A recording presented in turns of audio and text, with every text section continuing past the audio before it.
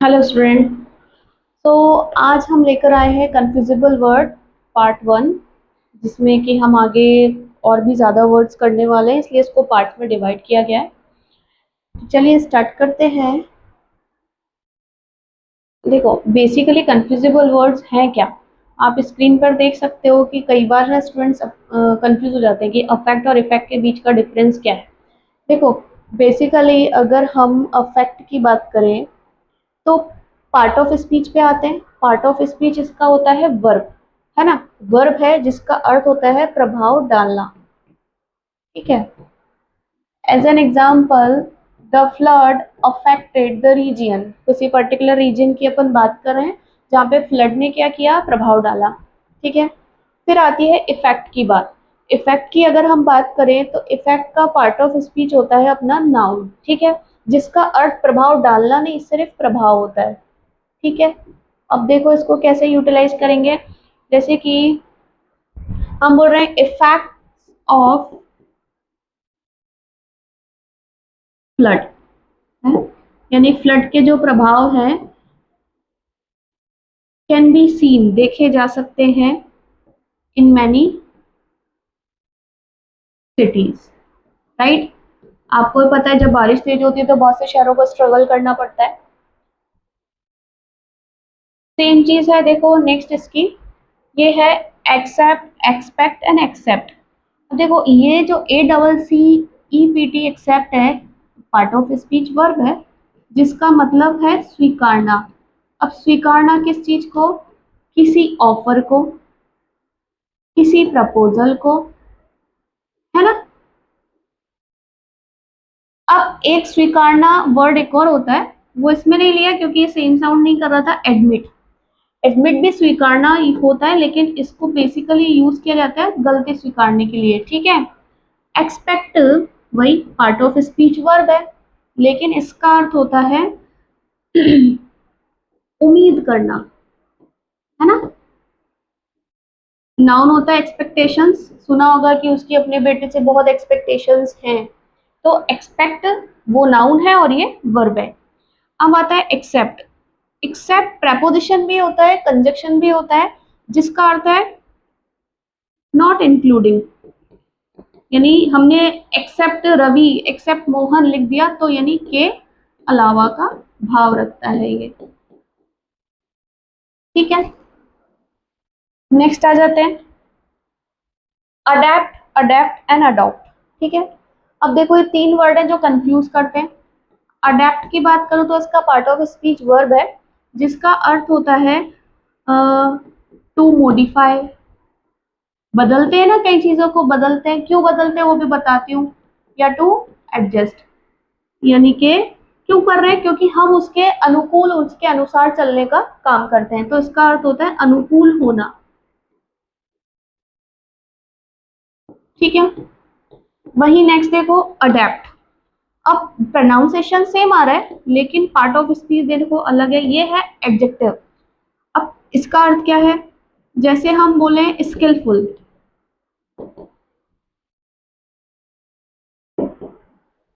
Skilful या कोई ऐसा व्यक्ति जो किसी काम को करने में अच्छा हो, है ना, जो दूसरों के कंपैरिजन में डिफिकल्ट हो, तो गुड एट डूइंग समथिंग, है ना, विच इज डिफिकल्ट।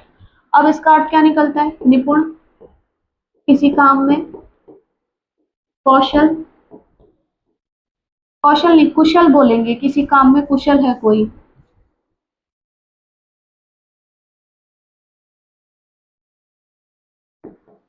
ठीक है। फिर आता है अडॉप्ट। देखो अगर अडॉप्ट की बात करें तो अडॉप्ट ना दो चीजों के लिए यूज होता है, बता देती हूँ।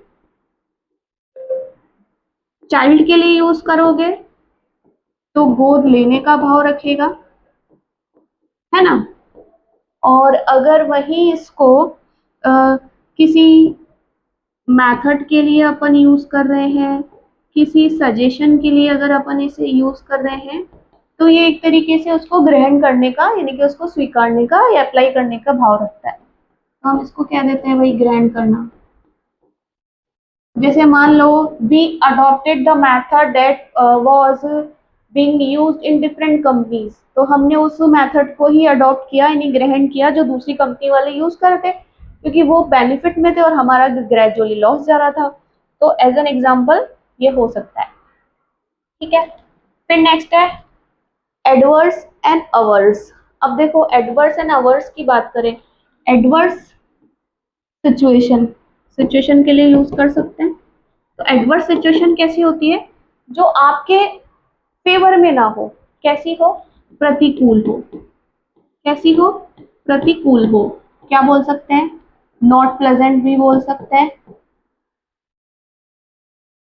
नॉट इन फेवर भी बोल सकते हैं। फिर आता है अवर्स। अब देखो अवर्स की बात करें तो अवर्स का मीन्स, जैसे कि कोई ऐसा व्यक्ति नहीं होता जिसको कुछ करने की इच्छा ही नहीं होती है, उसका कुछ करने का मन ही नहीं करता, तो इसको बोलते हैं नॉट लाइकिंग या not wanting to do something, ना तो पसंद कर रहा है ना चाह रहा है। ठीक है, नेक्स्ट देखो, अब नेक्स्ट है देखो क्या कहता है, air, aids and air. Pronunciation तीनों के सिमिलर से ही है। अब देखो ये तो आप और हम सभी जानते हैं क्या होती है, ये हवा होती है। क्या होती है, ये हवा होती है। और ये क्या ये है एक रूट बिहेवियर, बेसिकली बिहेवियर के लिए यूज किया जाता है ना। बिहेवियर के लिए यूज कर रहे हैं, कैसा बिहेवियर है, रूट बिहेवियर है। रूट बिहेवियर भी कैसा, कि जहां पे कोई व्यक्ति अपने आप को दूसरे से ज्यादा इंपॉर्टेंट समझे, है ना। कृत्रिम व्यवहार भी बोल सकते हैं, ठीक है, नखरे भी बोल सकते हैं। ये लड़कियों को देखा नखरे कि भाई हम ही इंपॉर्टेंट है, हाँ नखरे दिखा रही है, वो वाला सीन। अब इसकी बात करें तो ये तो क्या कहलाता है, एर तो किसी जायदाद का, किसी उसका वारिस, वंश, वारिस कहलाता है। फिर देखो दो, ऑल्टरनेट एंड ऑल्टरनेटिव, दोनों का ही पार्ट ऑफ स्पीच क्या है, नाउन है भाई। ठीक है, ये एडजेक्टिव है, इसे नाउन के साथ यूज किया जाता है ना। कैसे ऑल्टरनेट, नहीं बोलते ऑल्टरनेट डेज पे आता है वो, कोई सीरियल है या कोई सेलर है, ऑल्टरनेट डेज पे आता है, यानी एक दिन छोड़ के एक दिन। ठीक है, तो यानी कि ऑल्टरनेट का मतलब क्या हुआ, एक के बाद दूसरा। जैसे ऑल्टरनेट लेयर बोल दिया मैंने, alternate layers of cream and fruit. अब आपको समझ में आएगा क्या होगा, एक लेयर क्रीम की होगी, फिर एक लेयर फ्रूट की लगेगी, फिर एक और फिर एक, उसके बाद में क्रीम की लेयर लगेगी, यानी एक के बाद एक, एक रेगुलर नहीं, कंटिन्यूअस नहीं, वो ऑल्टरनेट कहलाता है। ठीक है, जैसे हम बोलते हैं alternate Sunday, I will have to come, है ना, मुझे आना पड़ेगा, कैसे कब आना पड़ेगा भाई, ऑल्टरनेट संडेज आऊंगी, यानी एक संडे मैं आऊंगी तो नेक्स्ट संडे कोई और आएगा। ठीक है, फिर देखो ऑल्टरनेटिव, ऑल्टरनेटिव तो क्या है, ऑप्शन, बोलते ना अरे हमें दूसरा ऑल्टरनेटिव ढूंढना पड़ेगा, यानी कि हमें कोई दूसरा विकल्प ढूंढना पड़ेगा। फिर देखो एमिएबल और एमिकेबल, दोनों ही पॉजिटिव वर्ड्स हैं, सिमिलर सा ही सेंस रखते हैं, बस बात सिर्फ ये है कि ये पर्सन के कैरेक्टर के लिए, उसके बिहेवियर के लिए यूज किया जाता है। जैसे हम इसको बोले फ्रेंडली बोल सकते हैं, हाँ मैत्रीपूर्ण वाला भाव रखते हैं दोनों ही, है ना, फ्रेंडली बोल लो, है ना, और इजी टू लाइक बोल दो। ठीक है ना। अब ये एमिकेबल जो है ये बेसिकली रिलेशनशिप के लिए, अग्रीमेंट के लिए यूज किया जाता है। ठीक है, ये यहाँ तक कुछ वर्ड्स क्लियर होंगे आपको। नेक्स्ट देखते हैं क्या कहता है, अमंग और बिटवीन, ये दोनों ही क्या है, प्रेपोजिशन है। ये दोनों ही वर्ड क्या है, प्रेपोजिशंस है। अब प्रेपोजिशंस अमंग और बिटवीन किसका भाव रखते हैं, बीच में का। अब देखो दोनों ही प्रेपोजिशन बीच में का भाव रख रहा है, लेकिन अब इसका यूज देखो क्या है, अमंग को यूज किया जाता है मोर देन टू ऑब्जेक्ट्स के लिए।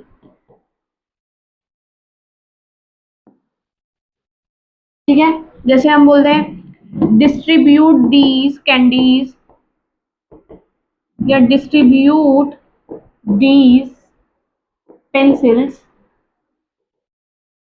Among the students, among the students, क्योंकि अब बहुत सारे बच्चे हैं तो बच्चों के बीच में बांट देने का भाव है। अब बिटवीन आ गया तो बिटवीन मैं बोलूं जैसे कि कोई दो ऑब्जेक्ट यूज फॉर, हाँ यूज फॉर टू ऑब्जेक्ट,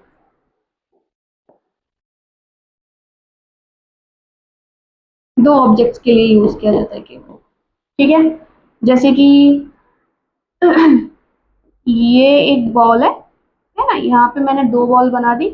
अब इनके बीच में हमने रख दिया एक पेंसिल को।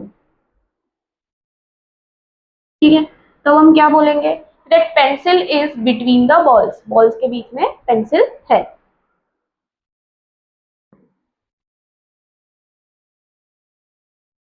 नेक्स्ट देखते हैं। नेक्स्ट कहता है अमाउंट और नंबर। कोई बड़ा डिफरेंस नहीं है, बस ये ध्यान रखना है कि अमाउंट को इन हिंदी अगर हम बात करें तो मात्रा कहलाता है और अनकाउंटेबल नाउन के लिए यूज होता है।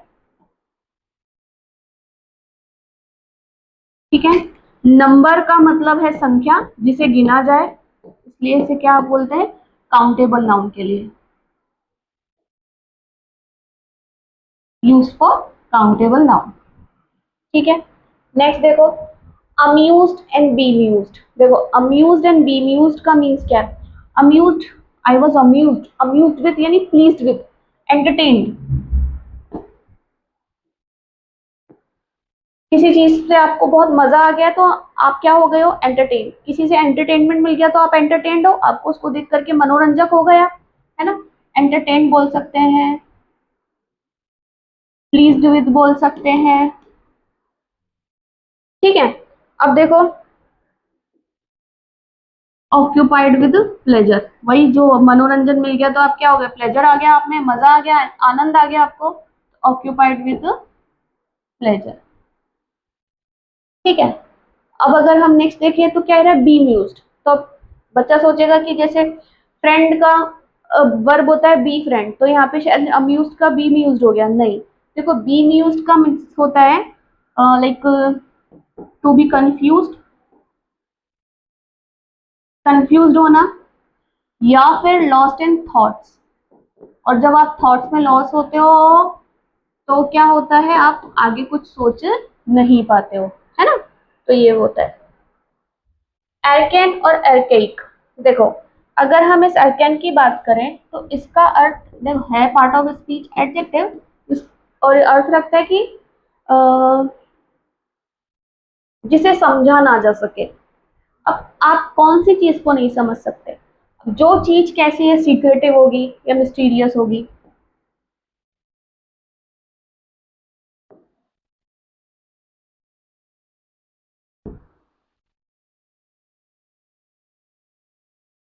so that can't be understood, है ना, जिसे समझा ना जा सके, हिंदी में और बता देते हैं, जिसे समझा ना जा सके। ठीक है, अब बात आई इसकी अर्केक की। अब देखो मैं इस रूट वर्ड के थ्रू बता दूं, इसका मीन्स होता है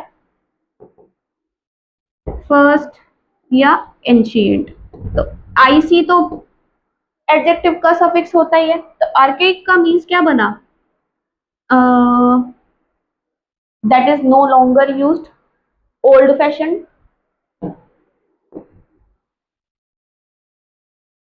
नो लॉन्गर यूज्ड बोल सकते हो, सिनो बनता है, ऑब्सोलीट बोल सकते हो, एक्सटिंक्ट बोल सकते हो, प्रीमिटिव बोल सकते हो, राइट। इसे हिंदी में बात करें तो हम बोलते हैं भाई प्राचीन, जो अब चलन में नहीं है। ठीक है, फिर देखो एस्थेटिक एस्थेटिक। अब देखो एस्थेटिक का मीन्स क्या है, aesthetic is equal to recluse. अब देखो रिक्लूज बोल दिया, अब रिक्लूज क्या है, सिनो भी पढ़ना नेसेसरी है, कहीं कहीं पे जहाँ पे लग रहा है वहां बता देते हैं।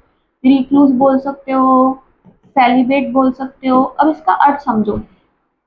इसका अर्थ है कि that person who is not willing to have physical pleasure, physical pleasure जो व्यक्ति नहीं ले। Reason can be anything, reason can be religious purpose से भी, है ना। तो उसे हम क्या बोलते हैं भाई? सन्यासी।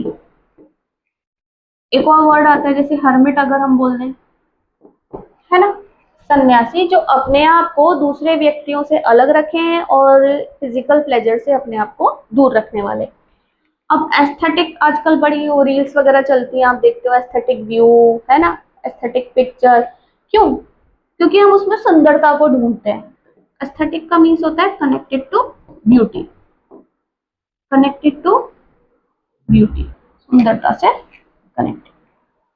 अब है देखो एस्क्राइब और डिस्क्राइब। डिस्क्राइब तो कई बार ही यूज किया है, जिसका अर्थ हम सभी जानते हैं। अरे मैम थोड़ा डिस्क्राइब कर दो, यानी उसकी व्याख्या कर दो, उसकी व्याख्या करना, है ना, उसे एलोबरेट करना। अब एस्क्राइब की बात करें तो इसका अर्थ है जैसे किसी एक बात को किसी दूसरी बात से जोड़ना या उसका उसका कारण बताना। किसी एक बात को दूसरी बात से जोड़ना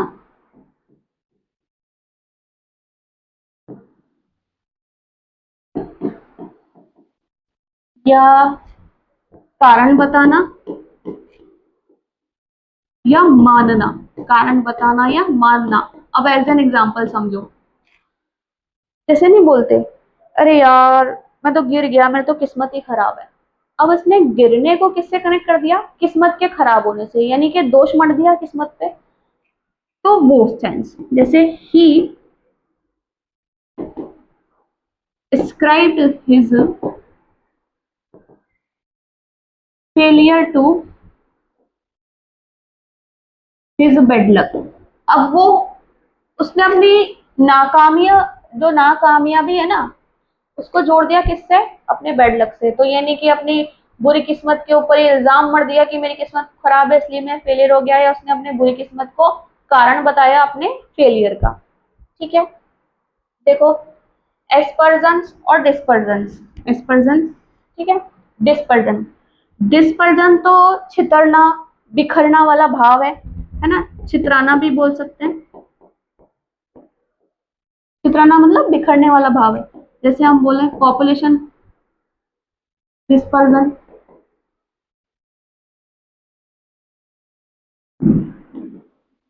या डिस्पर्जन ऑफ लाइट। लाइट भी तो बिखरती है, ऐसे आके छितरती है।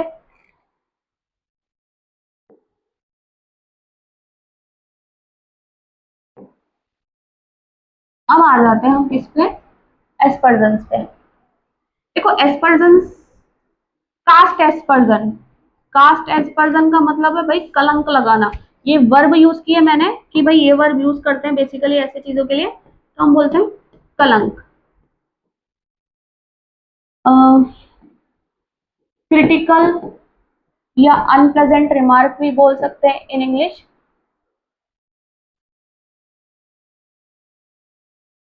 जैसे मैं बोलूं ही कास्ट एस्पर्जन ऑन माई ऑनेस्टी, यानी मेरी ईमानदारी पर ये कलंक लगाता है।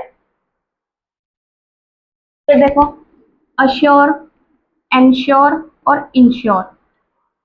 अब देखो एश्योर की अगर हम बात करें तो नहीं बोलते बड़े नेता क्या करते हैं? अश्योरेंस देते हैं। क्या करते हैं?